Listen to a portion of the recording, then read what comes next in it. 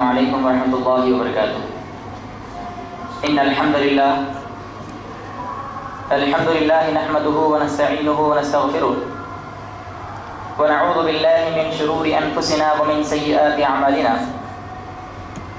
من يهده الله فلا مضل له ومن يضلل فلا هادي له وأشهد أن لا إله إلا الله وحده لا شريك له وأشهد أن محمدا عبده ورسوله أرسله إلى كافة الثقلين بشيرا ونذيرا. أما بعد أعوذ بالله من الشيطان اللعين الرجيم. بسم الله الرحمن الرحيم. اليوم أكملت لكم دينكم وأتممت عليكم نعمتي ورضيت لكم الإسلام دينا. تمام قسم کی تعریفات وحدہ لا شریک خالق کائنات مالک ارض و سما کے لیے لائق و زیبا ہے. بعدہ درود و سلام کا نزول ہو اس ہستی اقدس و مقدس پر جن کا نامی اسم گرامی حضرت محمد اکرم صلی اللہ تعالی علیہ وعلی آلہ واصحابہ وبارک وسلم ہے. وہ ذات مقدسہ مبارکہ مطہرہ جنہیں رب العالمین نے رحمت کائنات بنا کر بھیجا اور جن کے ذریعے اہل کائنات کی ہدایت کا اور رہنمائی کا بندوبست فرمایا. شرک و بدعات کا آج غلبہ ہے، شرک و بدعات کا آج غلبہ ہے. سر پکڑ کر کیوں نہ روئے اسلام، دنیا داری ہر ایک کا مقصد ہے، دنیا داری ہر ایک کا مقصد ہے. دین ہوتا ہے آج بھی بدنام، دین کا درد کیا ہو اس دل میں، دین کا درد کیا ہو اس دل میں جس کو فکر اپنے مسلک کی.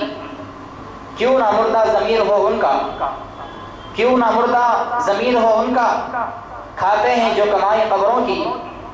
11ویں کنڈے اور قوالی، 11ویں کنڈے اور قوالی، سارے قصوں کو تمام کرو. شیخ جی ہے اگر یہ دین اسلام، شیخ جی ہے اگر یہ دین اسلام تو ایسے اسلام کو سلام کرو. محترم سامعین اکرام، بزرگان دین اور اسلامی ماور بہنوں، جیسا کہ ابھی آپ نے سنا کہ میں جس عنوان کے تحت آپ حضرات کے سامنے لب کشائی کرنے جا رہا ہوں وہ عنوان ہے ماہ رجب. آخر اس ماہ کے اندر کیا کیا بدعات و خرافات ایجاد کیے گئے اور اس ماہ کے متعلق کیسی کیسی حدیثوں کو گڑھا گیا اور کیسی کیسی باتوں کو بیان کرنے کے بعد اس بات کو نبی کی طرف منسوب کر دیا گیا. جبکہ حدیث میں آتا ہے، امام کائنات حضرت محمد مصطفیٰ صلی اللہ علیہ وسلم کا فرمان ہے، آپ نے فرمایا کہ جو شخص میری طرف ایسی بات کو بیان کرے جس کو میں نے بیان نہ کیا ہو تو وہ اپنا ٹھکانہ جہنم میں بنا لے. اور آج انشاءاللہ ہم دیکھیں گے کہ کیسی کیسی باتیں اور کیسی کیسی احادیث کو جو ہے بیان کرنے کے بعد لوگوں نے نبی کی طرف منسوب کر دیا. میں آج آپ کے سامنے اس ماہ رجب کے عنوان سے جو بیان کرنے جا رہا ہوں اس کے اندر میرے چند ذیلی عنوانات ہیں. پہلے میں جس بات پر بات کروں گا وہ عنوان یا وہ بات ہوگی اسلام کی حقانیت کے بارے میں. پھر آگے انشاءاللہ میں بتاؤں گا کہ ماہ رجب کی حقیقت کیا ہے اور اس کی اصلیت کیا ہے. پھر آگے انشاءاللہ اسی ماہ کے اندر ہونے والی دوسری بدعت جس کا نام شب معراج ہے اس کے بارے میں مختصراً طور پر میں وضاحت کروں گا. اور ساتھ ہی شیخ عبد القادر جیلانی رحمۃ اللہ علیہ کے وہ اقوال اور وہ باتیں جن کو سننے کے بعد انشاءاللہ اگر ہمارے اندر تھوڑی سی ایمان کی حرارت باقی ہے، تھوڑی سی جو ہے اگر ایمان کی چاشنی باقی ہے تو انشاءاللہ اس کو سننے کے بعد ہم اپنے اعمال کی اصلاح کر لیں گے، عقیدے کی اصلاح کر لیں گے. پھر آگے بات آئے گی انشاءاللہ ماہ رجب کے متعلق جو موضوع روایات ہیں جس کو گڑھ کر جو ہے بیان کیا گیا ہے اس کی وضاحت ہوگی انشاءاللہ. سب سے پہلے میں نے آپ حضرات کے سامنے ایک آیت تلاوت کی ہے جو کہ آیت سورہ مائدہ کی ہے.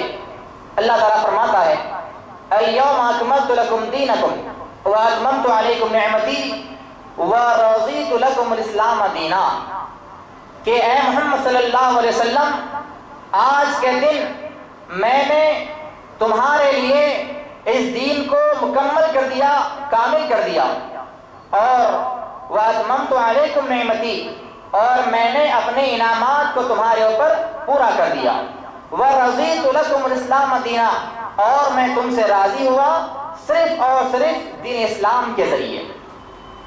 اس آیت کا ترجمہ تو میں نے پیش کر دیا، اب اس آیت کی وضاحت کرنے سے پہلے ایک یہودی عالم کا قول اگر بیان کر دوں تو شاید ہمیں اس آیت کو سمجھنے میں اور اسلام کی حقانیت کو اپنے دلوں بٹھانے کے لیے شاید ہمیں جگہ ملے گی۔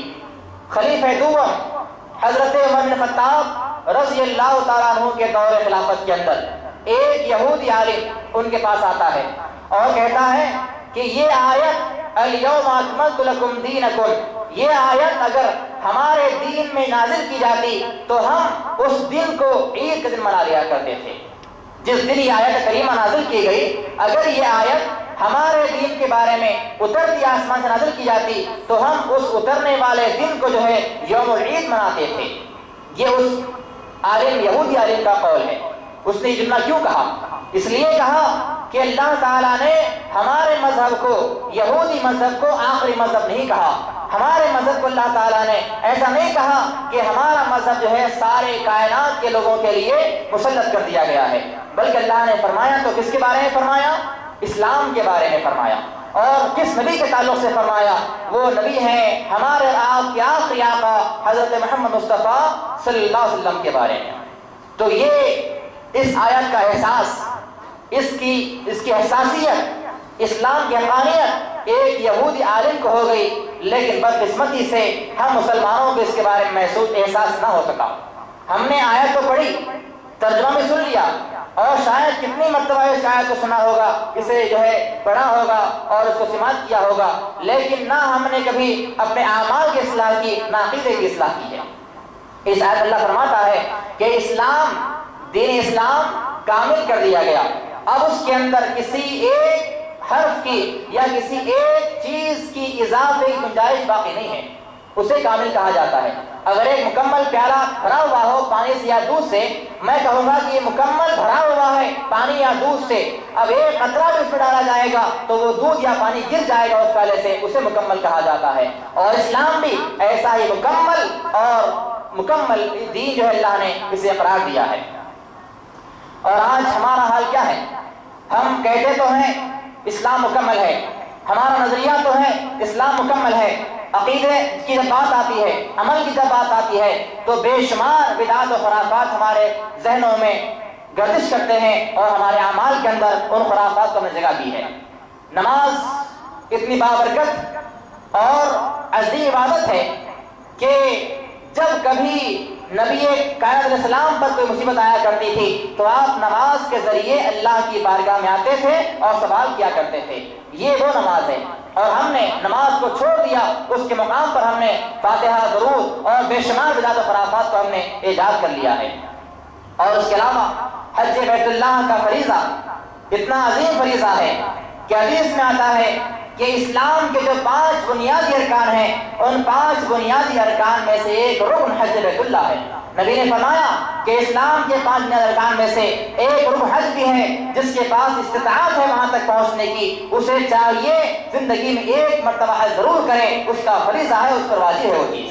اور ہمارے پاس اللہ نے مال بھی دیا ہے، دولت بھی دی ہے، ایسے بے شمار حضرات ہیں جن کو میں نے بہت دیکھا ہے اپنی آنکھوں سے کہ جن کے پاس مال بھی ہے، دولت فراوانی ہے، استطاعت ہے، طاقت ہے، صحت ہے، ساری چیزیں مہیا اللہ نے کی ہیں، لیکن اس کے باوجود حج نہیں کرتے۔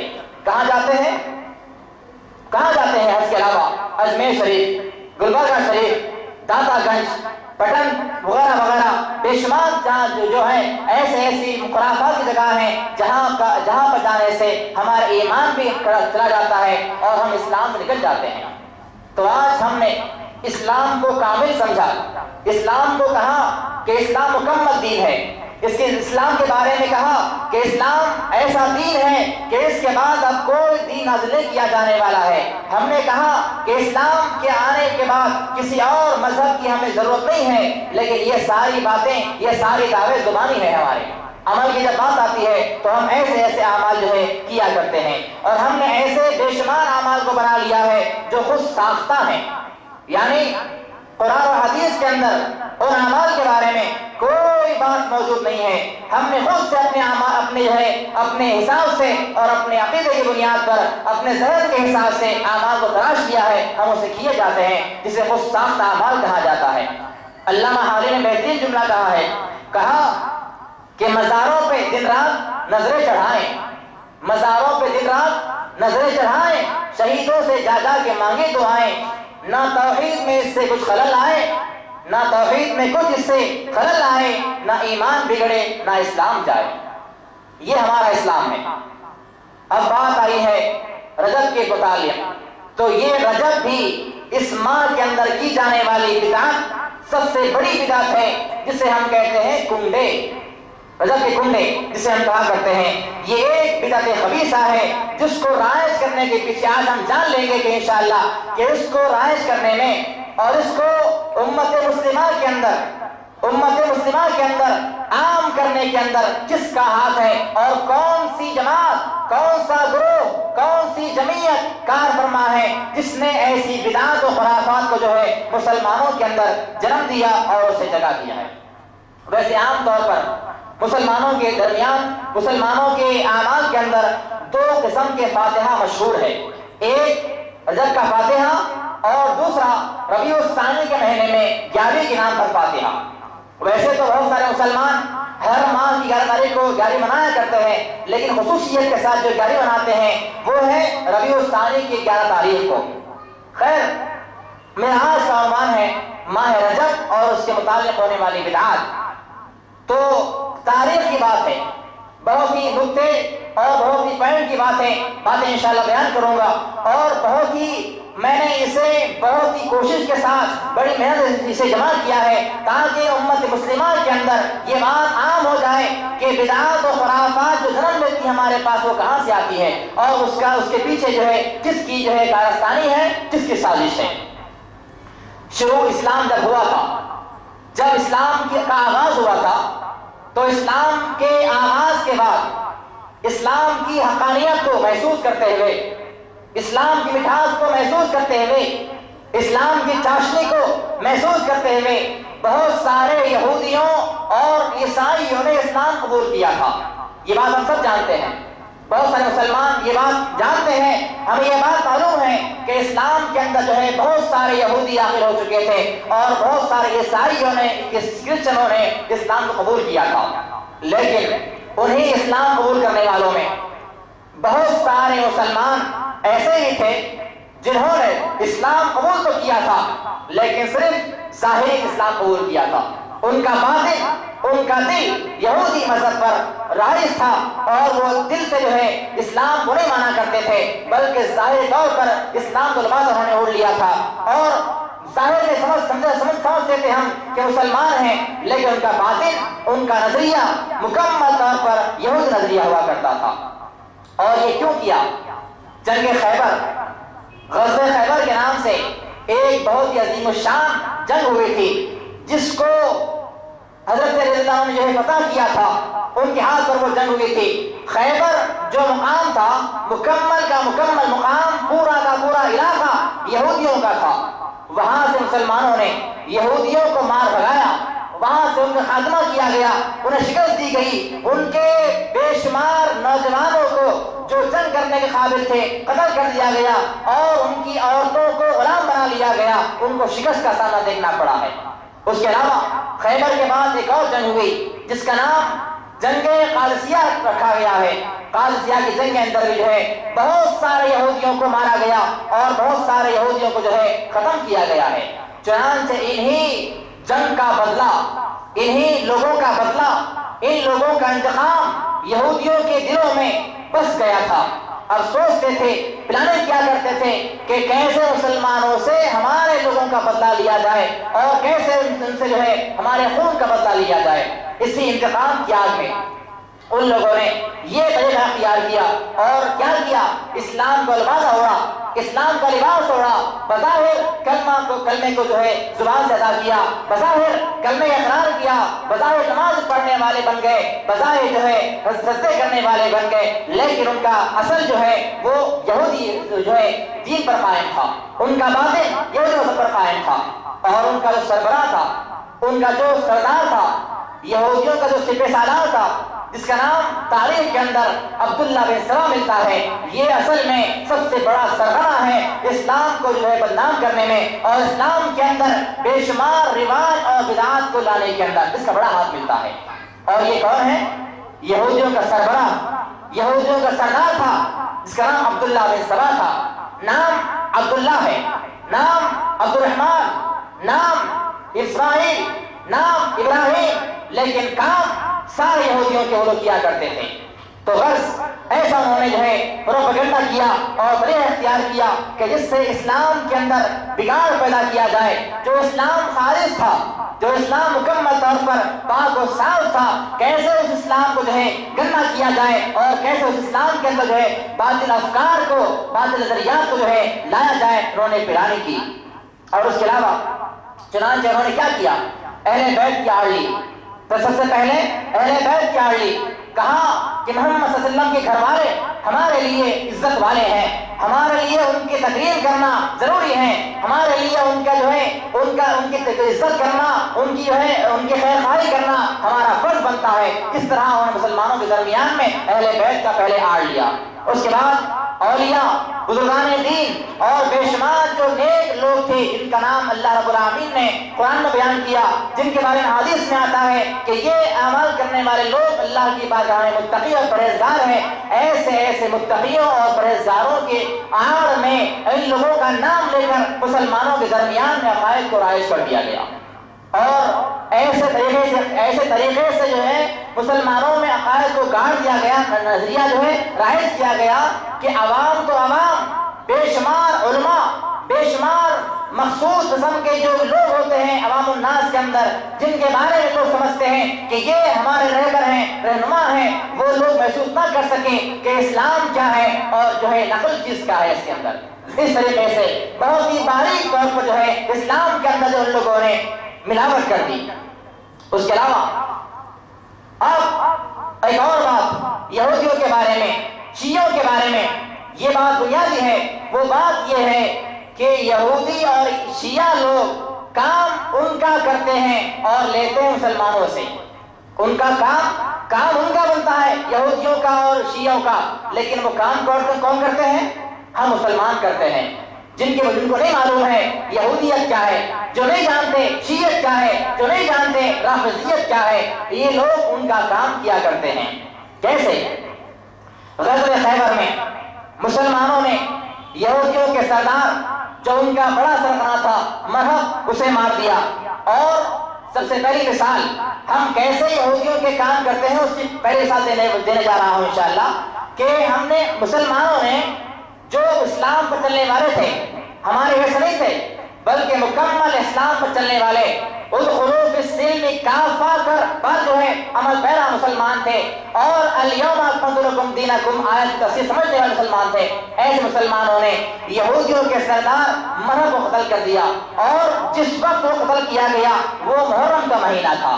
اس کے علاوہ ایک اور یہودیوں کو شکست ہوئی، وہ مہینہ بھی جو ہے اتفاق سے محرم کا مہینہ تھا، اور اسی محرم کے مہینے میں قادسیہ کی جنگ ہوئی، جس کو جو ہے حضرت سعد بن ابی وقاص رضی اللہ عنہ نے فتح کیا تھا۔ اور اسی جنگ کے اندر رستم جو بہت بڑا پہلوان تھا، نام سنا ہوگا آپ لوگوں نے، رستم نام یہودیوں کا بڑا پہلوان تھا، جس سے بڑی بڑی سلطنتیں ڈر جایا کرتی تھی، اسے کام جایا کرتی تھی اس کے نام سے۔ بہت زیادہ پہلوان، بہت زیادہ طاقتور آدمی تھا، اور اسے بھی مارنے والے مسلمان ہی تھے۔ چنانچہ محرم کا مہینہ یہودیوں کے لیے غم و اندوہ کا مہینہ تھا۔ محرم کا مہینہ یہودیوں کے لیے افسوس کا مہینہ تھا۔ محرم کا مہینہ یہودیوں کے لیے حزن مناظ کا مہینہ تھا۔ محرم کا مہینہ یہودیوں کے لیے جو ہے بہت ہی شرمندے کا مہینہ تھا۔ محرم کا مہینہ یہودیوں کے لیے اور شیعہ کے لیے جو ہے بڑی عار کا مہینہ تھا۔ اور لوگوں نے کیا کیا؟ اب ظاہر بات ہے، اگر ہم یہ کہیں گے عام الفاظ میں کہ یہودیوں کو شکست ہوئی تو مسلمان خوش ہوتا ہے، مسلمان خوشی محسوس کرتا ہے، تو ان لوگوں نے ایسا نہیں کیا۔ انہوں نے کیا کیا؟ مسلمان خوش بھی نہ ہو، مسلمان ایسا محسوس نہ کرے کہ ہم یہودیوں کا کام کر رہے ہیں، مسلمانوں کو احساس بھی نہ ہو کہ ہم شیعہ کا کام کر رہے ہیں، ایسے ان میں نظریہ قائم کر دو۔ اتفاق کی بات ہے اسی ماہ کے اندر حضرت حسین رضی اللہ عنہ کا قتل کیا گیا ہے۔ ابھی کیا گیا یا نہیں کیا گیا یہ بات الگ ہے، ایک غیر مسئلہ ہے، لیکن اتفاق سے اسی ماہ محرم کے اندر حضرت حسین رضی اللہ عنہ کو شہید کیا گیا ہے۔ اور ظاہر بات ہے یہودیوں کی شکست مسلمانوں کے لیے بڑی خوشی کا باعث ہے، جبکہ محرم کا مہینہ خوشی کا مہینہ تھا۔ محرم کا مہینہ ہمارے لیے بڑی مسرت کا مہینہ تھا۔ یہودیوں نے کیا کیا؟ جب ان کے دل میں یہ بات آئی کہ اسی مہینے کے اندر ہمیں شکست ہوئی، اسی مہینے کے اندر ہمارے جو ہے بڑے بڑے سردار مارے گئے، اسی مہینے کے اندر ہمارا نام مٹانے کی کوشش کی گئی ہے، انہوں نے مسلمانوں کے اندر یہ بات رائج کر دی اور کہا کہ ارے تم لوگ کہاں جا رہے ہو؟ اسی یہ مہینہ اہل بیت کی جو ہے تقریم کا مہینہ ہے، اسی ماہ کے اندر نبی کی رضا سے قتل کیا گیا ہے اور تم خوشی مناتے ہو؟ غم مناؤ۔ چنانچہ محرم کے مہینے کو غم کا مہینہ قرار دیا گیا، اور ہم کرتے آ رہے ہیں اور کر رہے ہیں یا نہیں کر رہے ہیں۔ ہر سال محرم کے مہینے میں ماتم منایا جاتا ہے، ہر سال محرم کے مہینے میں لوگ غم مناتے ہیں، ہر سال محرم کے مہینے میں لوگ جو ہے خوشی کا احساس نہیں کرتے، نہ انہیں خوشی معلوم ہوتی ہے نہ انہیں جو ہے مسرت معلوم ہوتی ہے، بلکہ پورا کا پورا مہینہ غم اور الم میں ہم گزارا کرتے ہیں۔ اور یہ اصل مہینہ غم کا تھا یہودیوں اور شیعوں کا، اور کہاں پہ لا کے ڈالا؟ سنیوں کے اندر۔ اور ہم بھولے مسلمان، ہم بھولے سنی لوگ ان کے اس عقیدے کو سمجھ نہیں پائے اور ہم نے ان کا طریقہ اختیار کر لیا۔ محرم کا مہینہ ہمارے لیے خوشی کا مہینہ تھا، ہم نے اس مہینے کو غم کا مہینہ بنا لیا ہے۔ یہ پہلی مثال۔ دوسری مثال، تمام اصحاب سیر، تمام تاریخ دان، جتنے تاریخ لکھنے والے لوگ ہیں وہ تمام اور آج کے تمام علماء کرام اس بات پر متفق ہیں کہ 12 ربیع الاول کو محمد صلی اللہ علیہ وسلم کی وفات ہوئی ہے۔ پیدائش میں اختلاف ہے، پیدائش کے بارے میں اختلاف ہے لوگوں کے درمیان، بعض کہتے ہیں 9 کو ہوئی ہے، بعض کہتے ہیں 12 کو ہوئی ہے، اس میں اختلاف ہے، لیکن وفات کے بارے میں کسی کا اختلاف نہیں ہے۔ سارے لوگوں کا اتفاق اس بات پر ہے کہ 12 ربیع الاول کو حضرت محمد صلی اللہ علیہ وسلم کی وفات ہوئی ہے اور آپ اس دنیا سے کوچ کر گئے، سب کا اس پہ اتفاق ہے۔ اب کیا کیا لوگوں نے؟ نہ کبھی نبی السلام نے زندگی کے اندر اپنے اس ماہ کو منایا، نہ کبھی صحابہ کرام نے آپ کی پیدائش پر خوشی منائی، نہ تابعین نے آپ کی پیدائش پر خوشی منائی، نہ تابعین نے آپ کی پیدائش پر عید کا نام دیا، نہ اس کے بعد آنے والے لوگوں نے آپ کی پیدائش کے دن جو ہے عید منایا۔ اب ان لوگوں نے کیا کیا؟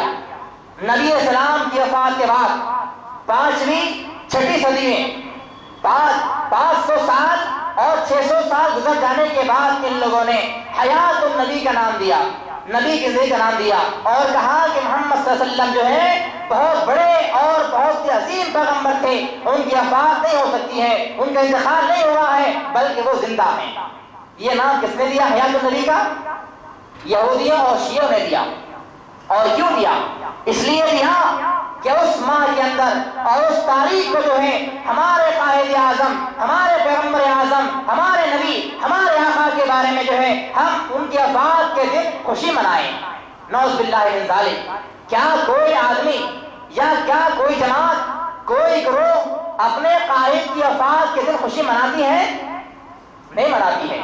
اگر ہمارا رہبر، ہمارا قائد، ہمارا سربراہ، ہمارا امام، ہمارا بادشاہ کسی روز مر جاتا ہے، ہم اس دن کو خوشی کا دن نہیں مناتے۔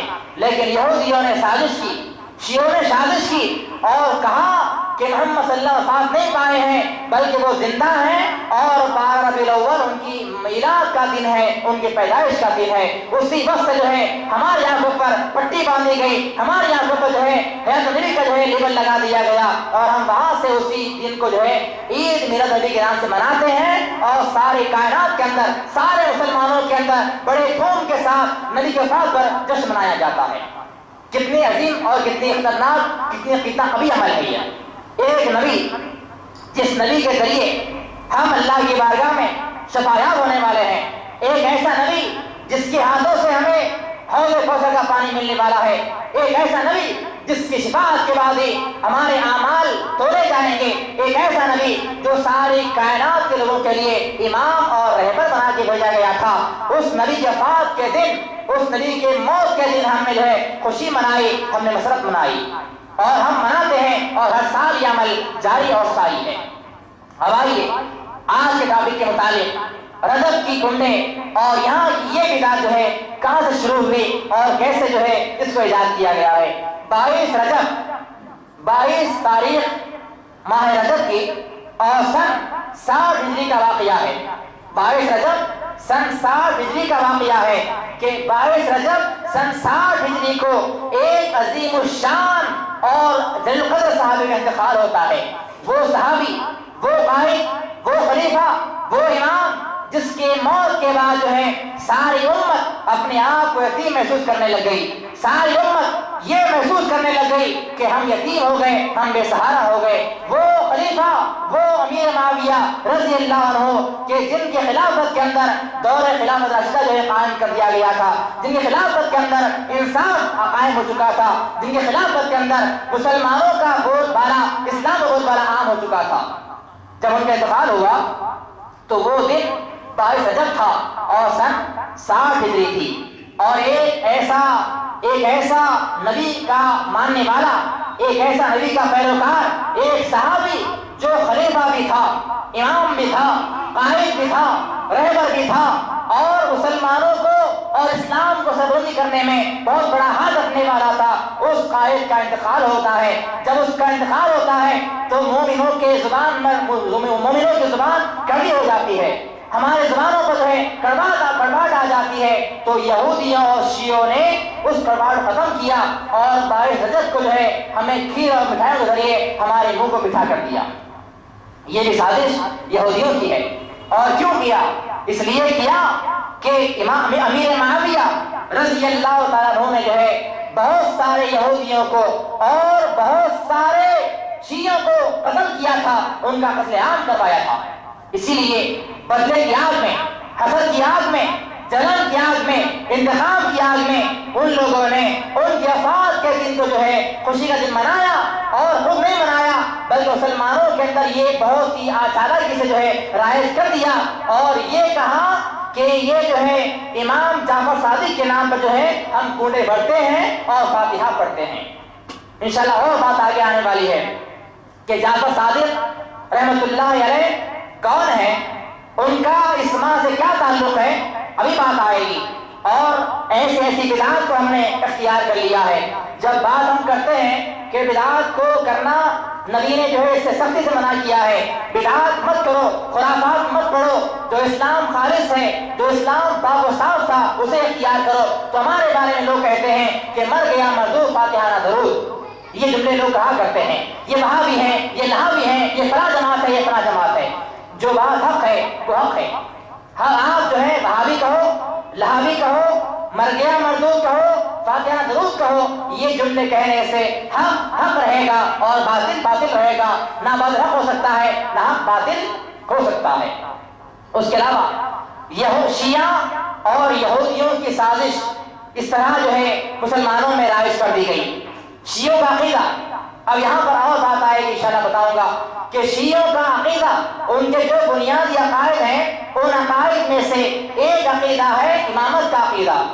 جب تک کہ کوئی شیعہ اس عقیدے کو نہیں مانتا اس وقت تک وہ شیعہ نہیں ہو سکتا، وہ کافر ہے ان کے عقیدے کے حساب سے، ان کے مذہب کے حساب سے۔ تو شیعوں کے درمیان امامت کا عقیدہ بہت ہی بنیادی عقیدہ ہے، اور ان لوگوں نے امامت کے لیے منتخب کیا ہمارے محدثین کو، ہمارے صحابہ کرام کو اور ہمارے علماء کرام کو۔ سب سے پہلے انہوں نے نام لیا اہل بیت کا، پھر کہا کہ ہم محبت علی ہیں، ہم محبت علی کرنے والے ہیں، علی سے محبت کرنے والے ہیں۔ شیعوں کے پاس 6 بڑے امام ہیں، شیعوں کی نگاہ میں 6 بڑے امام ہیں کہ جن کو اپنا امام، اپنا قائد اور اپنا رہبر مانتے ہیں، اور جب تک ان کو امام نہیں مانا جاتا اس وقت تک کوئی شیعہ نہیں ہو سکتا۔ پہلے امام حضرت علی، حضرت حسین، حضرت حسن رضی اللہ عنہم، اور چوتھے امام امام باقری، 5ویں امام امام جعفر صادق، اور 6ٹھے امام ہیں امام مہدی۔ امام مہدی کے بارے میں ہر شیعہ کے گھر کے اندر یہ جملہ لکھا ہوا ہوتا ہے، یا صاحب الزمان دنیا آپ کے انتظار میں ہے۔ تو شیعوں کے بڑے 6 امام ہیں۔ انہی اماموں میں سے اور ایک بات آئیے تو یہ بیان کر دوں کہ نبی کے وفات کے بعد سب سے پہلے خلیفہ کون تھے؟ ابوبکر صدیق رضی اللہ عنہ۔ یہ اصل میں خلیفہ مسلمین بھی ہے، ہمارے امام بھی ہیں، ہمارے قائد بھی تھے، رہبر بھی تھے، رہنما بھی تھے۔ ان کے بعد عمر بن خطاب رضی اللہ عنہ، یہ ہمارے خلیفہ بنائے گئے، امام بنائے گئے۔ لیکن کبھی آپ نے نہیں سنا ہوگا امام ابوبکر، امام عمر، یہ نہیں سنا ہوگا۔ اور جب آگے بات آئی امام حسین علیہ السلام، امام حسن علیہ السلام، امام علی علیہ السلام، امام جعفر، امام باقری، امام مہدی، امام کا لفظ جو ہے بڑے بڑے صحابہ کو نہیں لگایا گیا اور ان لوگوں کو لگایا گیا۔ یہ بھی سازش شیعوں کی اور یہودیوں کی ہے۔ اب آئیے ان شیعوں کے امام، آخری امام جن کا نام ہے امام جعفر صادق رحمۃ اللہ علیہ، یہ اصل میں امام جعفر صادق جو ہیں بہت ہی پاک باز، متقی، پرہیزگار آدمی تھے، اور ان کا جب ان کے جو دو بیٹے تھے، ایک بیٹے کا نام اسماعیل عارج ہے جو ان کا بڑا بیٹا تھا، ان کے خاندان سے۔ اور ایک بات یہ کہ شیعوں کا جو عقیدہ ہے، شیعوں کے سارے جماعتیں جس طرح مسلمانوں میں جماعتیں ہیں اسی طرح سے شیعوں میں جماعتیں ہیں، تو شیعوں کی ساری جماعتیں امام جعفر صادق کا جو ہے سب کو مانتی ہے، لیکن ان کے آگے 2 قسمیں ہو گئی 2 بیٹوں کے نام سے۔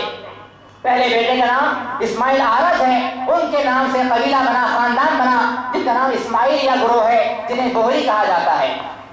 اور ایک بیٹے کا نام موسیٰ کاظم ہے، جس کو ماننے والے امامیہ کہلاتے ہیں، ان کو جو ہے اثنا عشریہ شیعہ بھی کہا جاتا ہے۔ تو یہ اس طرح جو ہے شیعوں کے امام جعفر کے 2 بیٹے تھے۔ اب شیعوں نے مسلمانوں کے درمیان میں جس طرح سے جعفر صادق کو لا کے کھڑا کیا، اصل میں یہ امام کس کے ہیں؟ کس کے امام ہے؟ یہ شیعوں کے امام ہے۔ اب سنیوں کو اگر ماننا ہو تو کیسے منائیں، کیسے بات کو لائیں؟ اس طرح بات کو لایا گیا۔ شیعوں نے جو ہے یہ خبر عام کر دی، یہ بات افواہ اڑا دی اور یہ بات پھیلا دی کہ امام جعفر صادق رحمۃ اللہ علیہ جو ہے امام ابو حنیفہ رحمۃ اللہ علیہ کے استاد تھے۔ امام ابو حنیفہ رحمۃ اللہ علیہ ہمارے امام ہیں، سنیوں کے امام ہیں۔ ان کے بارے میں کہا ابو حنیفہ رحمۃ اللہ علیہ کے استاد جعفر صادق تھے اور ان کے شاگرد ابو حنیفہ رحمۃ اللہ علیہ تھے، جبکہ امام جعفر صادق امام ابو حنیفہ کے درمیان میں تاریخ روایات سے یہ بات ثابت ہوتی ہے یہ دونوں ہم عصر تھے، ایک زمانے کے رہے ہیں، شاید ان میں ملاقات بھی ہوئی ہوگی، کسی بات میں بات بھی ہوئی ہوگی، تبادلہ خیال بھی ہوا ہوگا، لیکن استادی اور شاگردی کی بات کسی تاریخ کتاب میں موجود نہیں ہے۔ اس طرح جو ہے بات کو بیان کیا۔ اب آگے بیان کرنے کے بعد ایک اور جملہ انہوں نے کہا، جب سوال کیا گیا کہ جب امام جعفر صادق ابو حنیفہ کے استاد تھے تو فقہ جو بنائی گئی الگ کیوں بنائی گئی ہے؟ شاگرد کے نام میں کیوں بنائی گئی ہے؟ جو استاد تھا اسے بنایا جانا چاہیے تھا، فقہ جعفری جانا چاہیے تھا، فقہ حنفی کیوں کہا گیا؟ تو کہتے ہیں کہ نہیں، ان کے درمیان اختلاف تھا، اختلاف تو ان لوگوں کے درمیان بھی تھا جو ابو حنیفہ کے شاگرد ہیں، امام ابو یوسف، امام محمد، یہ دونوں ابو حنیفہ کے استاد ہیں، ان شاگرد ہیں، ان میں بڑا اختلاف پایا جاتا ہے، لیکن 2 شاگردوں نے فقہ حنفی نام رکھا ہے، نہ فقہ جو ہے ابو یوسف رکھا، نہ فقہ محمدی رکھا۔ تو جب اختلاف تھا تو اختلاف الگ مسائل پہ ہوتا، فقہ حنفی، فقہ جعفری، دو نام سے فقہ کیوں رائج کی گئی ہے؟ فقہ حنفی کو ماننے والے احناف، فقہ جعفری کو ماننے والے شیعہ، یہ دو فقہ اور مسلمانوں میں رائج کر دی گئی ہے، فقہ حنفی اور فقہ جعفری۔ اور ایک بات، یہ کنڈے جو کرتے ہیں، یہ کرنے والے اکثریت لوگ جو ہیں احناف کے ہوا کرتے ہیں، اس لیے کہ شیعوں نے اور یہودیوں نے ان کے درمیان میں یہ بات باور کرا دی اور یہ بات سمجھایا کہ جعفر صادق تمہارے امام کے استاد ہیں، لہذا ان کے نام پہ کنڈے بھرو اور فاتحہ درود پڑھا کرو۔ یہ نعوذ باللہ کیسے کیسے عقائد کو مسلمانوں میں جو ہے رائج کر دیا گیا۔ اصل میں بات یہ ہے کہ شیعوں نے اور یہودیوں نے اس طرح سے امیر معاویہ رضی اللہ عنہ کی وفات کے دن خوشی منایا اور مسلمانوں کو مارنے کا حکم دیا، اور ہم سالوں سال ہر سال ان کی وفات پر خوشی مناتے ہیں۔ یہ بہت ہی بری اور بہت ہی قبیح عمل ہے۔ اس کے علاوہ دوسرا ہمارا گناہ یہ ہوتا ہے کہ شیعوں نے، یہودیوں نے ہمارے عقائد کو تبدیل کیا، ہمارے عقائد میں جو ہے ترمیم کیا، ہمارے افکار میں، نظریات میں تبدیلیاں پیدا کر دی، اور ہم نے سمجھ پائے کہ ہم اسلام جو کر رہے ہیں یہ کون سا اسلام ہے اور کون سی جو ہے اصل کیا ہے، نقل کیا ہے۔ اب ایک اور بات، ہمارے ملک کی بات لے لیں، ہمارے ملک ہندوستان کی بات لے لیں، ہمارے انڈیا کی بات لے لیں، تو ہندوستان کے اندر جب دین اسلام آیا تو کیسے آیا؟ اسلام جب آیا، اسلام نکلا مدینے سے، جب نکلا تھا تو خارج تھا، جب وہاں سے روانہ ہوا تھا نہ اس میں ملاوٹ تھی، نہ اس میں کسی قسم کا شک اور شبہ تھا، سارے بدعات سے، سارے خرافات سے پاک اور صاف اسلام تھا۔ لیکن ہندوستان سے جب پہنچا تو اس میں ایسی باتیں رائج کر دی گئی۔ جب ہندوستان میں اسلام آیا تو یہاں کے ہندوؤں نے جب دیکھا کہ اسلام یہ مذہب ہے تو ان لوگوں نے آپس میں کمپیئر کیا، اور کمپیئر کس طرح کیا؟ کمپیئر کیا کہ ہمارے مذہب میں اور اسلام میں آخر کیا فرق ہے جو اسلام کو مان لے۔ انہوں نے دیکھا کہ ساری باتیں وہی ہیں جو ہمارے مذہب میں ملتی ہیں۔ کس طرح؟ ہمارے بادشاہوں نے، ہم سمجھتے ہیں کہ ہمارے ہندوستان کے اندر، ہمارے ملک کے اندر مسلمانوں نے 900 سال حکومت کی ہے، یہ سارے کے سارے 900 سال حکومت جو ہے ہمارے بادشاہوں نے بہت ہی غلط طریقوں سے کی ہے۔ ہمارے جو بادشاہ گزرے، مغلیہ سلطنت جو دور گزرا ہے، 900 سال کا دور گزرا ہے، اور سارے دور کے اندر کوئی ماشاءاللہ یہ بتا نہیں سکتا ہے کہ 900 سال کی حکومت کے اندر ایک جنگ بھی جو ہوئی ہے اسلام اور مسلمانوں کے درمیان میں کافروں سے ہوئی ہے، ایک جنگ۔ تاریخ گواہ ہے اس بات پر کہ 900 سال کے اندر ایک بھی جنگ ایسی نہیں ہوئی ہے جو کفر اور اسلام کے درمیان میں ہوئی ہے۔ انہوں نے کیا کیا؟ تاج محل بنوایا، عاشقیہ کی، قبروں پر جو ہے مزاریں بنوائی، گنبدیں بنوائی، قطب مینار بنوایا، چار مینار بنوایا، گولکنڈہ بنوایا، سات گنبد بنوایا۔ اس سے کیا مسلمانوں کو فائدہ ہوا اور اسلام سے اس کو کیا مطلب ہے؟ یہ ساری باتیں جب ہندوؤں نے دیکھی، سوچا کہ ہمارے مذہب میں یہ باتیں موجود ہیں، اسلام میں اور ہمارے مذہب میں کیا فرق پایا جاتا ہے؟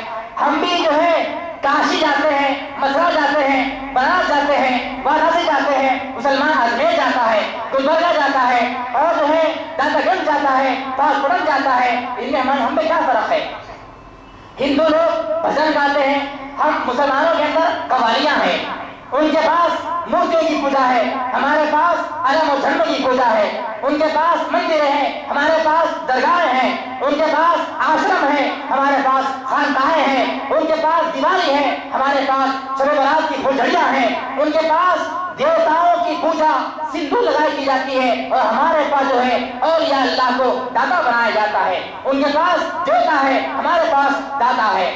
یہ سارے فرق جب دیکھا تو سوچا کہ اسلام میں ہمیں کیا فرق ہے، ہم اسلام کیوں لائیں؟ تو یہ ساری ملاوٹیں اسلام کے اندر یہودیوں نے کی ہے، اسلام کے اندر ملاوٹیں شیعوں نے کی ہے، مسلمان سمجھ نہیں پایا۔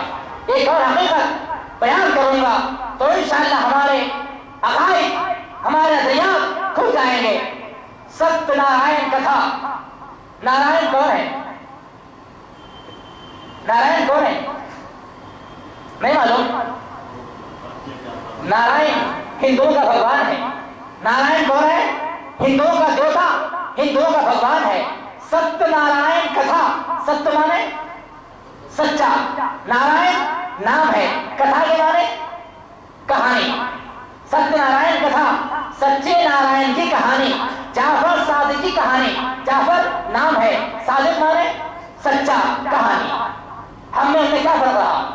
وہاں پر بھی جو ہے ستیہ نارائن کے نام پر جو ہے ایک پجاری آتا ہے، مندر میں بیٹھتا ہے اور ان کی کہانی بیان کرتا ہے، نارائن کی کہانی بیان کرتا ہے۔ اور اس دن جو ہے اس ہندوؤں کے پاس گوشت نہیں پکایا جاتا، اگر کوئی گوشت کھانے والا بھی ہوتا ہے تو پاک و صاف ہو کر نہا دھو کر آتا ہے، مندر میں آتا ہے، پوجا کرتا ہے، اور اس دن جو ہے کھیر بانٹی جاتی ہے، مٹھائی تقسیم کی جاتی ہے۔ اور ہمارے ساتھ یہ ہوتا ہے، ہمارے پاس بھی یہی ہوتا ہے۔ کنڈوں کے اندر ہم کیا کرتے ہیں؟ جب کنڈے کی جب بات آتی ہے تو کنڈے کرنے سے پہلے ہمارا جو امام ہوتا ہے، جو رہبر ہوتا ہے، جو بڑا ہوتا ہے، نارائن لکڑہارے کی کہانی بیان کرتا ہے۔ لکڑہارے کہانی اصل میں کیا ہے؟ ایک لکڑہارا تھا، لکڑہارا کہتے ہیں کسے؟ لکڑیاں کاٹنے والا۔ تو ایک لکڑہارا تھا، لکڑیاں کاٹنے والا۔ اب اس کہانی کے اندر آپ خود سنتے جائیے اور غور کرتے جائیے کہ کتنی باتیں ایسی ہیں جو عقل میں آنے والے نہیں ہیں۔ لکڑہارا تھا جس کا مقام مدینہ تھا، مدینہ طیبہ میں رہا کرتا تھا اور ہمیشہ پریشان رہا کرتا تھا۔ اس کے اکثر بھی بچے بھوک سے جو ہے پریشان رہا کرتے تھے، اکثر فاقہ ہوا کرتا تھا اور لکڑہارا جو ہے ہمیشہ پریشان رہتا تھا، کس طرح جو ہے نوکری کماؤں، کس طرح نوکری کروں، کس طرح جو ہے میرے پاس مال آئے، دولت آئے۔ چنانچہ ایک دن جو ہے وہ روانہ ہوا بہت دور کے سفر پر، تاکہ جو ہے مجھے کچھ نوکری مل جائے، کہیں پر کوئی کام مل جائے، زندگی آرام سے کٹ جائے۔ اس کے بعد ادھر جو ہے روانہ ہو گیا اور اس کی بیوی جو ہے مدینے کے وزیر کے گھر میں کام کرنے لگ گئی۔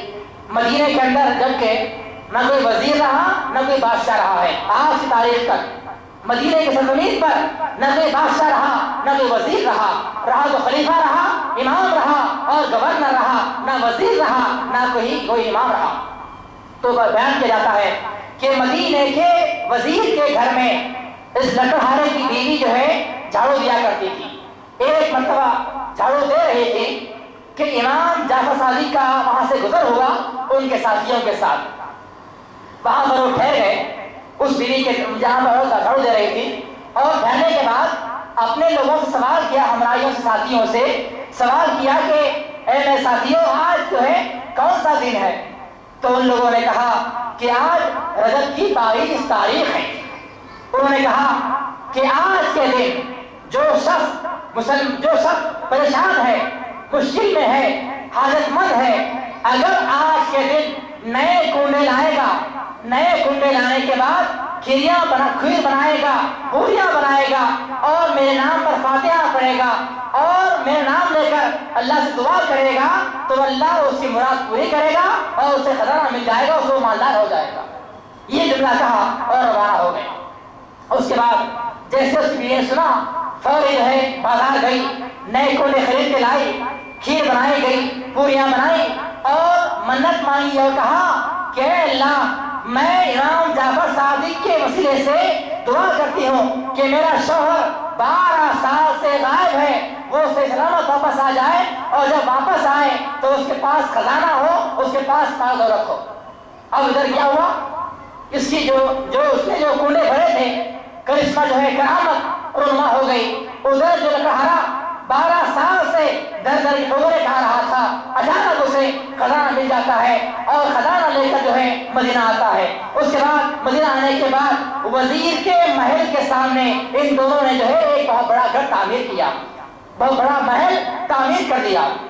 محل تعمیر ہو گیا، رہنے لگ گئے۔ اچانک ایک دن وزیر کی بیوی کی نگاہ اس محل پر پڑی، سوال کیا یہ محل کس کا ہے؟ تو لوگوں نے جواب دیا کہ وزیر کی بیوی صاحبہ، یہ محل اس عورت کا ہے جو تمہارے پاس جو ہے ایک زمانے میں ایک دور میں جھاڑو دیا کرتی تھی، کام کیا کرتی تھی۔ چنانچہ اس کے حکم سے جو ہے اس کو بلایا گیا، کہا کہ تمہارے پاس اتنا مال کہاں سے آ گیا؟ تو اس بیوی نے جو ہے اس عورت سارا واقعہ بیان کیا اور کہا کہ جعفر صادق کے نام پہ کنڈے بھرو، تمہیں جو ہے کامیابی ملے گی، تم بھی جو ہے فلاح پا جاؤ گے۔ اس کی وزیر کی بیوی نے جو ہے اس کا انکار کیا۔ کتنا عجیب واقعہ ہے، دیکھیے، وزیر کی بیوی نے انکار کیا اور کہا کہ یہ سب بیکار کی باتیں ہیں، ایسا نہیں ہونے والا ہے۔ جیسے ہی یہ بات کہی ادھر وزیر کی عورت چلی گئی، وزیر کے اوپر الزام آیا کسی طرح کا، اور وہاں کے بادشاہ نے اس کو نکال دیا، اسے معزول کر دیا اور اسے وہاں سے بھگا دیا گیا۔ اب وزیر کی بیوی کے پاس 2 درہم تھے، اور وہ 2 درہم سے اس نے ایک درہم سے ایک خربوزہ خریدا، جبکہ مدینے میں اس زمانے میں خربوزہ نہیں پایا جاتا تھا۔ وزیر کی بیوی نے 1 درہم سے خربوزہ خریدا اور اس خربوزے کو ایک رومال کے اندر باندھ دیا تاکہ راستے میں اگر بھوک لگے گی تو اس کو کھا کر جو ہے اپنی بھوک مٹایا جائے گا۔ ادھر کیا ہوا، مدینے کا جو بادشاہ تھا اس کا بیٹا شکار پر گیا ہوا تھا اور بہت دنوں سے لاپتہ تھا۔ مدینے کے اندر ایک نیا وزیر آ چکا تھا جو بہت ہی ذلات، بہت ہی حسد کرنے والا اور بہت ظالم وزیر تھا۔ اب جب یہ بات پہنچی کہ بادشاہ کا بیٹا غائب ہو چکا ہے تو یہ وزیر نے ایک بات عام کر دی اور کہا کہ اس بادشاہ کے بیٹے کو فلاں معزول وزیر نے جو ہے قتل کر دیا ہے۔ چنانچہ فوری جو ہے بادشاہ کے درباری سپاہی وہاں بھاگے اور وزیر کو اور اس بیوی کو بلایا گیا، پکڑ کے لایا گیا۔ جب پکڑ کے لایا گیا، ہاتھ میں جو خربوزے کا رومال تھا اسے کھولا گیا تو اس کے اندر شہزادے کا سر نکل گیا، خربوزہ غائب ہو گیا، اس میں سر نکل گیا شہزادے کا۔ اب بیوی پر وزیر پر جو ہے قتل مقدمہ دائر کیا گیا، اب ان کو پھانسی ہونے والی ہے، اب وہ دونوں قید خانے میں ڈال دیے گئے۔ اب وہاں پر وزیر اپنی بیوی سے کہتا ہے کہ اے میری بیوی، میں سمجھتا نہیں ہوں کہ زندگی کے اندر کبھی میں نے جو ہے کسی کو ظلم کیا ہو، ہمیشہ میں اچھائی کا کام کیا کرتا تھا، پتہ نہیں آج مجھ پر الزام کیوں آیا اور مجھے کس گناہ کی سزا مل رہی ہے۔ چنانچہ اس کی بیوی نے کہا کہ اے میرے شوہر صاحب، غلطی آپ کی نہیں ہے، غلطی میری ہے۔ اصل میں نے جعفر صادق کے کنڈوں کا انکار کیا جس کی بنیاد پر ہمیں سزا مل رہی ہے۔ اب رات بھر جو ہے دونوں توبہ کرتے رہے اور یہ عزم کر لیا، ارادہ کیا جب نکل جائیں گے یہاں سے آزاد ہو جائیں گے تو جعفر صادق کے نام پر کنڈے بھریں گے اور ان کے اوپر فاتحہ پڑھیں گے، درود پڑھیں گے۔ یہ عزم کر لیا۔ جب عزم کیا تو صبح جو ہے بادشاہ کا بیٹا گھر واپس آ گیا۔ بادشاہ حیران ہو گیا، سوال کیا تم کہاں تھے؟ بیٹے نے کہا کہ میں تو شکار پر گیا ہوا تھا۔ وزیر کو بلایا گیا، بیوی کو لایا گیا، ماں کہاں سوال کیا گیا، آخر ماجرا کیا ہے بتاؤ۔ جب اس کے بعد جو ہے ان دونوں نے سارا واقعہ بیان کیا، اس کے بعد بادشاہ نے، وزیر نے، درباریوں نے اور سارے شہر کے لوگوں نے امام جعفر صادق کے نام پر کنڈے بھرے۔ وہاں سے یہ بات عام ہو گئی اور وہاں سے حسن سلمان جو ہے ہر سال ان کے نام پر کنڈے بھرتے ہیں، فاتحہ اور درود پڑھا کرتے ہیں۔ یہ واقعہ بیان کیا جاتا ہے اس کے پیچھے، اس کے اندر کہاں تک سچائی ہے اور کہاں تک اس کے اندر جو ہے اصلیت ہے، واللہ عالم بالصواب۔ یہ سارا کا سارا واقعہ من گھڑت اور موضوع واقعہ ہے، احادیث کے روح سے ایسی کوئی بات موجود نہیں ہے اور ایسا کوئی واقعہ جو ہے بیان نہیں ہوا ہے۔ یہ اصل میں جعفر صادق کے نام پر کنڈے بھرنے کا رواج جو پیدا کیا گیا، میں نے ابھی بیان کیا تھا، اس لیے بنایا گیا، اس رائج کیا گیا کہ 22 تاریخ کو رجب کی ہمارے امام، ہمارے خلیفہ نبی کے صحابی امیر معاویہ رضی اللہ عنہ کا انتقال ہوا تھا۔ ان کی وفات کے خوشی کے غم خوشی منانے کی خاطر یہودیوں نے، شیعوں نے مسلمانوں کے درمیان میں اس بات کو عام کر دیا اور ہم بھولے مسلمان جو ہے ایک امام، ایک خلیفہ، ایک صحابی کی وفات کے دن خوشی مناتے ہیں اور کنڈے بھرتے ہیں، پوریاں کرتے ہیں۔ اس کے علاوہ یہ تو رہی ماہ رجب کے بارے میں، اس کے اصل کنڈوں کے بارے میں وضاحت کہ کنڈوں کا کوئی تعلق اس کی بدعت، یہ اس کے بارے میں کوئی بات حدیث میں وارد نہیں ہے، یہ سراسر بدعت اور گمراہی ہے اور مسلمانوں میں یہ خرافات کی باتیں ہیں جو یہودیوں اور شیعوں نے جو ہے لا کر داخل کر دیا ہے۔ اگلی بات ہے، اگلی بدعت جو اسلام میں ہوتی ہے، خیر اگلی بدعت بیان کرنے سے پہلے بہتر یہ ہوگا کہ میں اس ماہ سے کے متعلق جو ضعیف اور موضوع باتیں ہیں اسے بیان کر دوں تاکہ ہم اگر آئندہ سنیں گے بھی ہمیں معلوم ہوگا کہ یہ ساری باتیں غلط ہیں اور ساری حدیث جو ہیں غلط حدیثیں ہیں۔ ماہ رجب کے ماہ کے متعلق یہ بات ملتی ہے کتابوں کے اندر کہ رجب کے اندر رجب کا جو نام ہے اس کے بے شمار نام ہے۔ اصل نام رجب ہے، قرآن حدیث کے مطابق لیکن لوگوں نے اور نام بیان کر دی ہے. بعض لوگ کہتے ہیں کہ اس کا نام مذل السنہ بھی ہے، بعض کہتے ہیں شہر اللہ الاسم بھی اس کا نام رکھا گیا ہے، بعض کہتے ہیں شہر اللہ الاسم بھی اس کا نام ہے، بعض لوگوں نے نام رکھا شہر المطہر، شہر السابق، شہر الفرد. یہ بے شمار جو ہے اسماء کے نام رکھے گئے ہیں. اور ایک اسماء کا ایک اور نام ہے زکاتی مہینہ. مسلمانوں میں یہ بات عام ہے کہ زکوٰۃ کا جو مہینہ ہے یہ رجب کا مہینہ ہے. اسی ماہ کے اندر رجب میں جو ہے زکوٰۃ نکالی جاتی ہے اور زکوٰۃ دی جاتی ہے. اس کے علاوہ اس ماہ کے اندر جو عمل کیا جاتا ہے اس عمل کے اندر دو اعمال بہت ہی عام ہے. ایک عمل روزے کا عمل اور دوسرا عمل جو ہے نماز کا عمل. روزے کے بارے میں ضعیف اور موضوع سے ہیں، یہ سننے کے سے پہلے یہ بات صاف طور پر اٹھاؤ ذہن کے اندر کہ یہ ساری باتیں گڑی باتیں ہیں. اس کا اسلام سے، ایمان سے، عقیدے سے، احادیث سے، قرآن سے کوئی تعلق نہیں ہے. اسے شیعوں نے، یہودیوں نے کر جو ہے مسلمانوں میں رائج کر دیا ہے. پہلی بات کہ جو شخص رجب کے اندر ایک روزہ رکھے گا، پورے ماہ رجب کے اندر ایک روزہ رکھے گا تو اس ایک روزے کا ثواب جو ہے 1000 روزے کے برابر اس کو دیا جائے گا. اور بعض لوگوں نے بیان کیا ہے کہ روزے کا ثواب اسے 1,00,000 روزے کے برابر دیا جائے گا. 2 روزے رکھنے والے کا ثواب، 2 روزے رکھنے والے کا ثواب جو ہے بیان کیا جاتا ہے کہ اس کو جو ہے دوہرا ثواب دیا جائے گا. اور دوہرے ثواب کے اندر ایک ایک ثواب کا وزن سارے زمینوں پر جو پہاڑ موجود ہیں سارے پہاڑوں کا وزن جو ہوتا ہے وہ ایک روزے کا ثواب دیا جائے گا. اور اس کے علاوہ جو شخص 3 روزے رکھے گا تو اللہ تعالیٰ قیامت کے دن دوزخ کے درمیان اور اس آدمی کے درمیان میں اتنا فاصلہ خندق کر دے گا کہ اتنی لمبی خندق رہے گی کہ جس کے درمیان کی مسافت 1 سال کی رہے گی. یہ 2-3 روزے رکھنے والے کا ثواب ہے. جو شخص 4 روزے رکھے گا تو وہ شخص جو ہے دیوانگی سے، مرض بس سے، جزام کہتے ہیں کوڑ کو، یعنی ایسا مرض جس کے اندر انگلیوں کی کوڑ جھڑ جاتے ہیں. اکثر لوگ کہتے ہیں کوڑی آدمی ہے. حدیث میں آتا ہے، صحیح بخاری کی روایت ہے کہ تم کوڑ والے آدمی کو دیکھ کر ایسے بھاگو جیسے شیر کو دیکھ کر بھاگا کرتے ہو. تو لوگوں نے بیان کیا کہ جو شخص ماہ رجب کے اندر 4 روزے رکھے گا تو وہ دیوانے پن سے، مرض بس سے، جزام سے، دجال فتنے سے محفوظ رہے گا. اور جو شخص اس ماہ کے اندر 5 روزے رکھے گا تو وہ عذاب قبر سے محفوظ کر دیا جائے گا. جو 6 روزے رکھے گا تو اس کا ثواب یہ ہوگا جب قبر سے نکالا جائے گا تو اس کا چہرہ 14 رات کی چاند سے بھی زیادہ منور ہوگا. جو 6-7 روزے رکھے گا تو دوزخ کے 7 دروازے اس کے لیے بند کر دیے جائیں گے. جو 8 روزے رکھے گا تو اس آدمی کے اللہ تعالیٰ جنت کے 8 دروازے کھول دے گا. جو 9 روزے رکھے گا تو ایسا شخص جب قبر سے اٹھے گا تو اس کی زبان پر کلمہ جاری اور ساری ہوگا. وہ کہتا رہا اٹھے گا اشہد لا الہ الا اللہ، اور اس کا عمل جو ہے قبلے کی طرف ہوگا. جو شخص 10 روزے رکھے گا تو اس کے لیے پلسرات ایسا راستہ، پلسرات وہ راستہ ہے جو اللہ تعالیٰ نے جہنم کے اوپر بنایا ہے.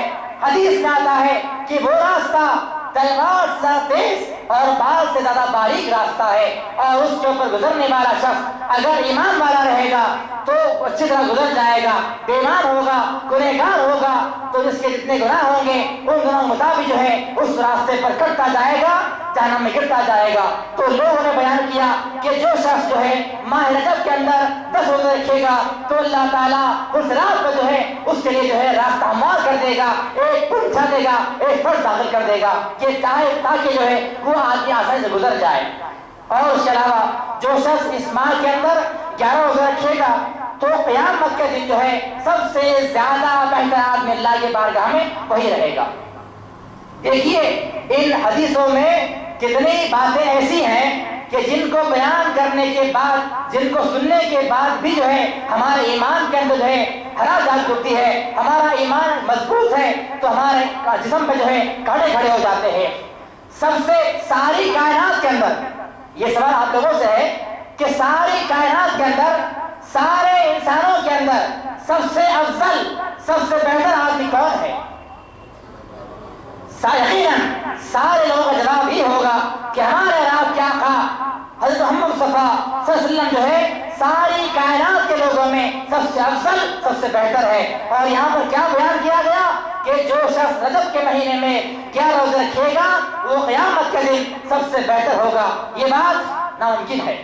اس کے علاوہ آگے بیان کیا کہ جو شخص اس ماہ کے اندر 12 روزے رکھے گا تو ایسے شخص کو اللہ تعالیٰ دنیا اور مافیا سے، دنیا اور آخرت میں سب سے زیادہ قیمتی لباس سے پہنائے گا، سب سے زیادہ قیمتی لباس اسے پہنایا جائے گا۔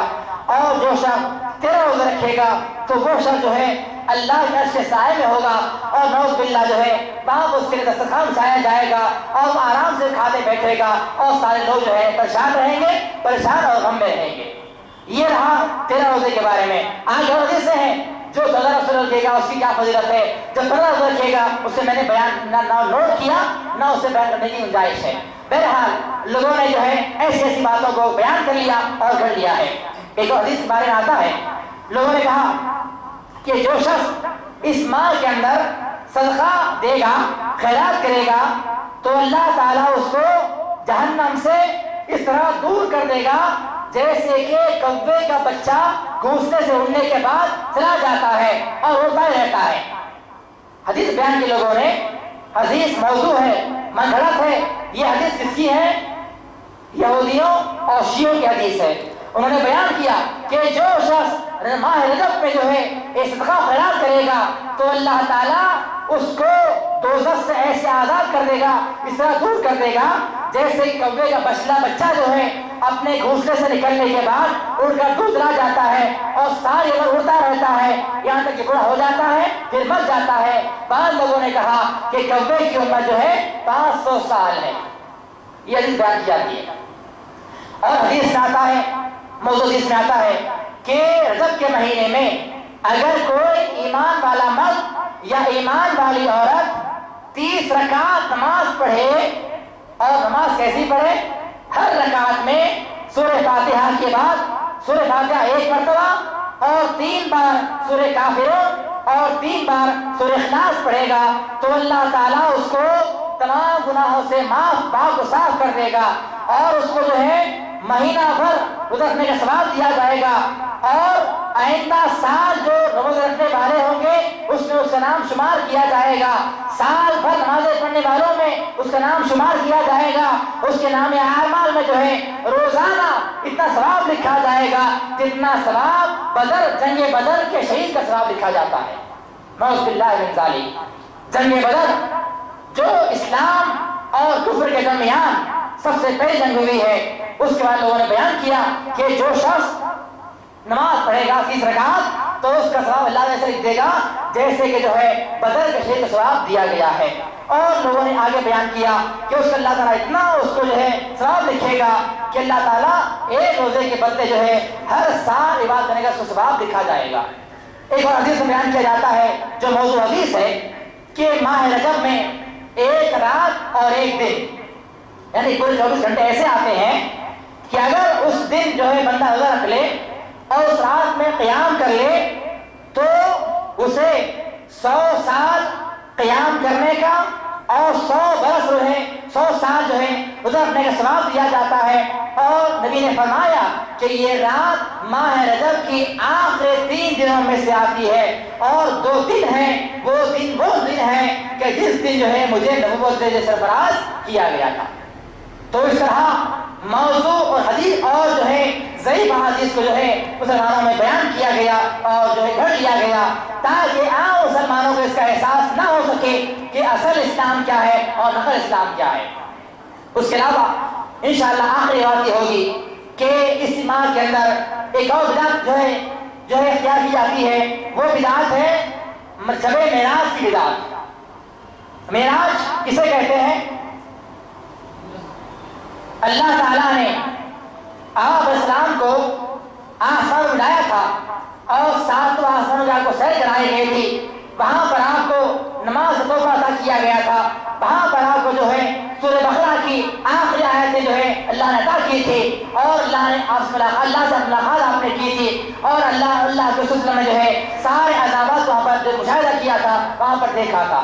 تو اسی ماہ کے اندر 27 تاریخ کو شب معراج کے نام سے ایک شب منائی جاتی ہے جس میں لوگ جاگتے ہیں، عبادت کیا کرتے ہیں، نمازیں پڑھا دعائیں کیا کرتے ہیں، صدقہ و خیرات کیا کرتے ہیں، تو یہ عمل جو ہے بدعت ہے، بدعت ہے، بدعت ہے۔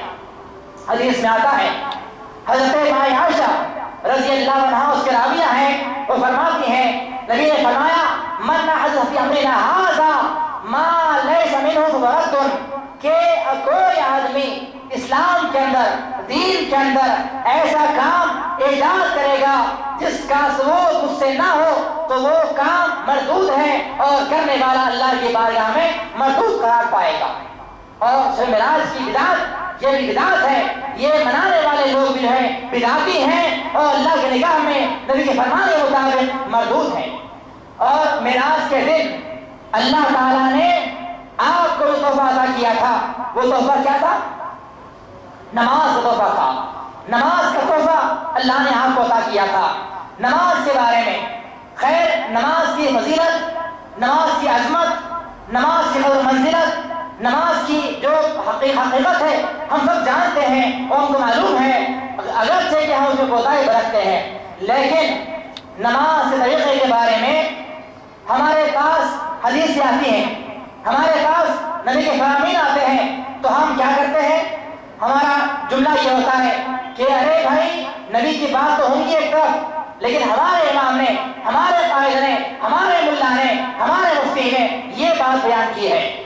اچھا، ایک اور بات، ہمارے ذہنوں میں نبی کی بات نہیں بیٹھتی، ہمارے دماغوں کے اندر نبی کے اقوال، نبی کے افعال نہیں بیٹھتے، ہمارے نظریات کے اندر اللہ کی باتیں نہیں بیٹھتی، تو ہم کس کو مانتے ہیں؟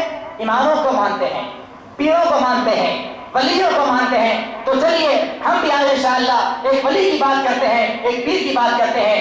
ایک پیر، وہ بھی کون سے پیر؟ جن کا نام ہے پیران پیر میرے زبانی حضرت عبدالقادر رحمۃ اللہ علیہ کا، ان کا کیا اقوال ہیں اور ان کے کیا نظریات ہیں، صرف اور صرف نماز کے بارے میں انشاءاللہ بات بیان کر دوں گا، تو انشاءاللہ ہماری نماز درست ہو جائے گی۔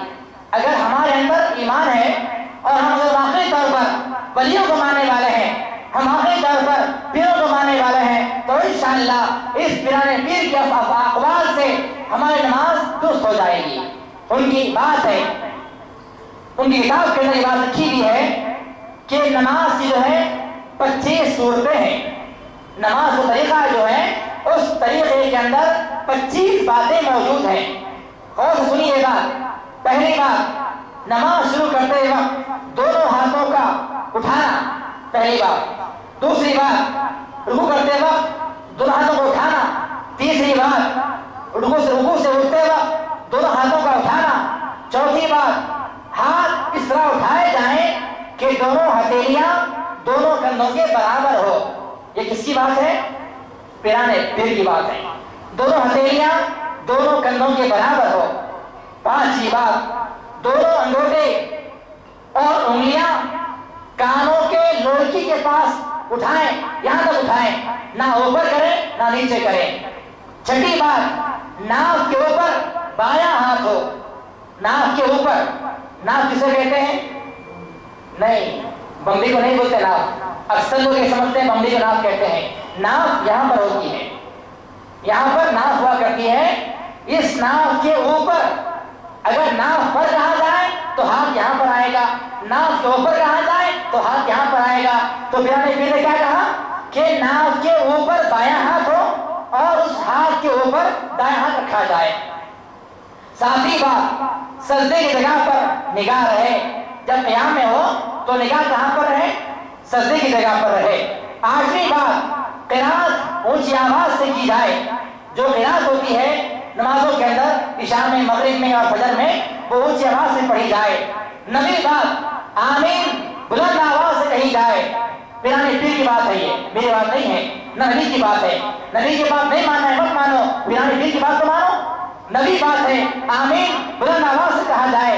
10ویں بات، سورہ فاتحہ آہستہ پڑھا جائے، سورہ فاتحہ آہستہ پڑھا جائے۔ 11ویں بات، رکوع میں دونوں ہاتھ دونوں گھٹنے پر رکھے جائیں۔ اس کے بعد 12ویں بات، رکوع کے بعد پیٹھ سیدھی کر کے کھڑا ہونا ضروری ہے۔ رکوع سے اٹھنے کے بعد کچھ دیر کے لیے اس طرح کھڑا ہو جائے کہ پیٹھ کی ہڈی جو ہے سیدھی ہو جائے۔ اس کے بعد اگلی بات، 13 نمبر کی بات جو ہے سجدے میں دونوں بازو اور دونوں پہلو سے الگ ہو. دونوں جو بازو ہیں اکثر سجدہ کیسے کرتے ہیں؟ دونوں بازوؤں کو ملا کے سجدہ کرتے ہیں. ان کی بات کیا ہے کہ دونوں بازوؤں کو اپنے دونوں پہلوؤں سے رانوں سے الگ رکھا جائے, علیحدہ رکھا جائے.